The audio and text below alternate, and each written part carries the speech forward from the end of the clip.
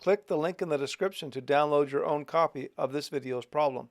Hey guys, Russ here. Welcome back to another fantastic chemistry video. And today we're going to learn about converting expanded formulas to line angle formulas, otherwise known as skeletal formulas. Okay, now this is where things get fun. You have to know how to do this.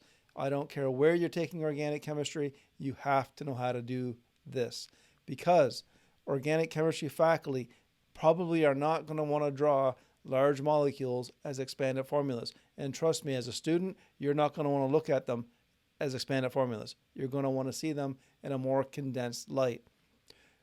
Organic chemistry is filled with carbon and hydrogen. It's like everywhere. It's kind of, the name says it all, right? Organic chemistry is a chemistry of carbon. Hydrogen and carbon make bonds. That's how it goes. Skeletal formula eliminates the carbon and the hydrogen. Be more clear, the hydrogens bonded to those carbons, okay? So a skeletal formula will not show you the carbon nor the hydrogens bonded to them. You have to know they're there, and here's how. In a line angle formula, wherever a line terminates, that's a carbon. Wherever two or more lines come together, that's a carbon. You also have to obey the octet rule. So if nothing else is drawn on your skeletal formula, what makes up for the octet must be bonds to hydrogen. Now that doesn't make any sense. Let me show you how to do it. So we're going to work on this one right here. Now I'm going to draw the answer, and then I'm going to work backwards and show you how to get there. Okay? 1, 2, 3, 4, 5. It has 5 carbons in a linear chain, nothing else but hydrogen attached to it. No problem. Here's the correct answer.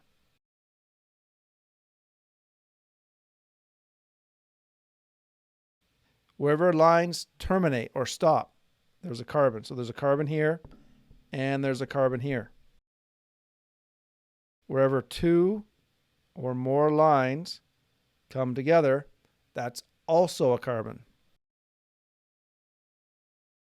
Wherever lines terminate or two or more lines come together, that's a carbon. Easy enough, right? Easy enough. Wherever two or more lines come together, that's a carbon. Wherever lines terminate, that's also a carbon. Now, if nothing else is drawn, the octet rule must be satisfied with bonds to hydrogen. So this carbon so far has 1 bond. It must have 3 more. So those 3 must be to hydrogen. They must be. Okay? 2, 4, 6, 8. Good. This carbon, 2, 4, only has 4 valence electrons. So the other bonds must be to hydrogen. Down here, 2, 4. The other 2 must be to hydrogen. Same thing here. Hydrogen. 2, 4, 6, 8 must be to hydrogen. Okay? Now, this is a fundamental thing in organic chemistry. You have to know how to do it. So make sure you can. So let me write the answer again. The answer to this one is, there you go. This is the correct answer. Here I just took the skeletal formula and converted it back to expand it to show you how to do it. So 1, 2, 3, 4, 5 carbons. 1, 2, 3, 4, 5 carbons. That's how you convert it. Okay? That's the simple one. Let's do a little more complicated one. Let's do this one. Okay, so 1, 2, 3, 4, 5 carbons and a branching point. All right, not a problem. So what I would do here is I would just draw 5 carbons in a row. 1, 2, 3, 4, 5, and let's just number them to make it clear. 1, 2. Let's go the other way. 1, 2, 3, 4, 5. 1, 2, 3, 4, 5. Very common thing to do in organic chemistry is number carbons. That way we can find out where stuff is and makes it a little easier for us, okay? So these 5 carbons are these 5 carbons. No problem. On carbon number 2, there's a methyl group. So on carbon number 2, just draw like that. So this is this.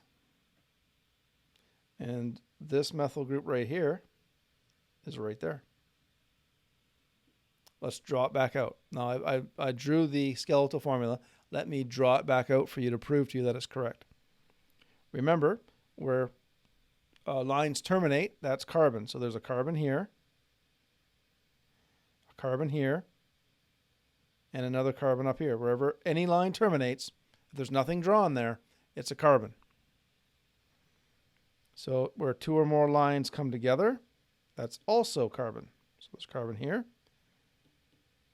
2 lines. So there's a carbon right there as well. 1, 2, 3. Doesn't matter how many lines are coming together, as long as 2 or more are coming together, that's also carbon. Carbon has to have an octet. So it has to have 4 bonds. It has 1 so far. This one has 1 so far. It has to have 4. If nothing else is drawn, they must be to hydrogen. This carbon right here, 1, 2, nothing else is drawn. The octet must be satisfied by bonds to hydrogen.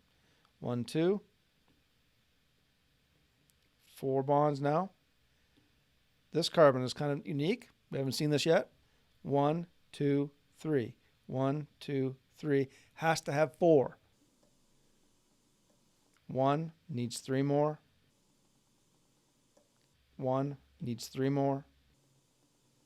So here I've converted my skeletal formula back to expand it to prove to you that it was correct. Now let me redraw this as a skeletal. So the skeletal formula for this one is that one right there. So this and this are the same. This and that are the same.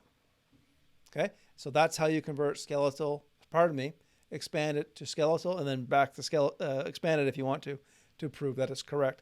Remember, where lines terminate or 2 or more lines come together, that's where the carbons are. If nothing else is written, they must have bonds to hydrogen to satisfy the octet rule. Okay? Now, guys, this is not going to be something that you can pick up quick. You kind of have to do some practice problems with this, but I do hope this video was helpful. Hope that it gave you an idea of how to do it and hope that it helped you along the way. If it helps you, slap that like button. Let me know in a comment down below how you're doing. Let me know if there's any other videos I can make for you to help you in your organic chemistry career. And if you could, please share my content out with your friends. Let them know that I'm around so that maybe they can get help in their chemistry program as well. And if you could, subscribe to my YouTube channel. It really does help out creators when people subscribe. It lets YouTube know that we're doing a good job. It also encourages us to keep making more content for you guys. So with that, I want to wish you all good luck and good chemistry. We'll see you soon. Email drbetts@protonmail.com if you would like a copy of every problem in this series.